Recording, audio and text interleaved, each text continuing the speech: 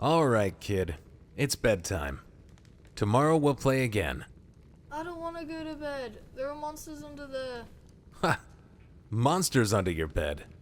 But when you grow up, you'll see there are monsters everywhere.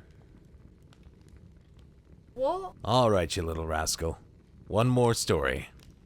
Let's see.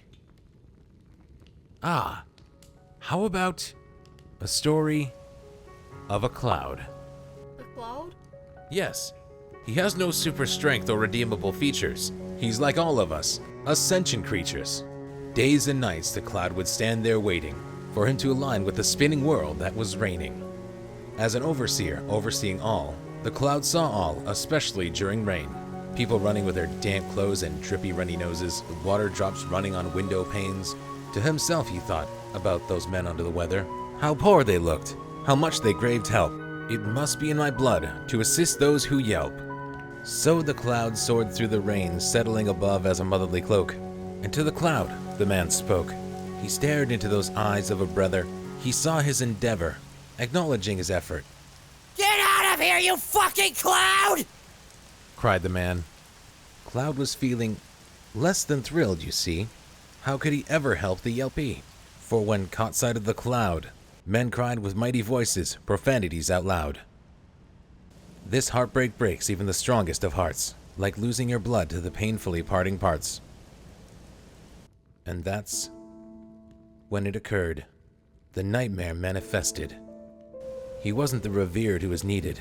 He was the creator of the very thing they hated. Cloud, the harbinger of damp clothes and runny noses. From this hell he tried some alternative measures, but even this was deprived of pleasures. In the devastation he remembered a quote.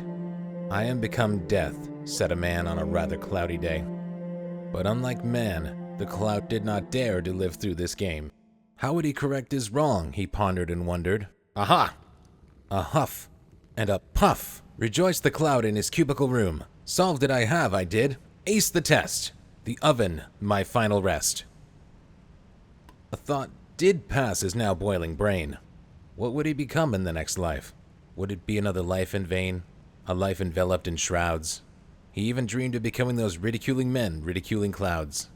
Before drifting to that obscure space of consciousness and not, after the passing regret of death, the cloud drifted and passed, rocked to the void by blazing waves. Little did, however, the little cloud know, that cloud remains don't settle to earth, but swirl to the sky, and thus the cremated steam whirled and whirled across the trees and backgrounds of blue skies, up, up, closer to the sun. There in the mist of nothingness and all, where the air is as light as a feather, the atoms collided and did dances of seduction together. Like that, struggled into consciousness, sky mothers to a cloud. A cloud? Yes, he has no super strength or redeemable features. He's like all of us, ascension creatures. Days and nights the cloud would stand there waiting for him to align with the spinning world that was raining. As an overseer overseeing all, the cloud saw all, especially during rain.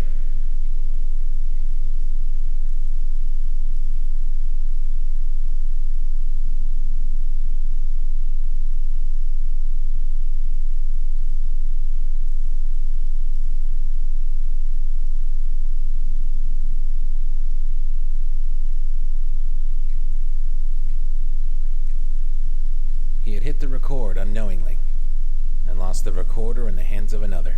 Lost the chance for rewinding and re-recording.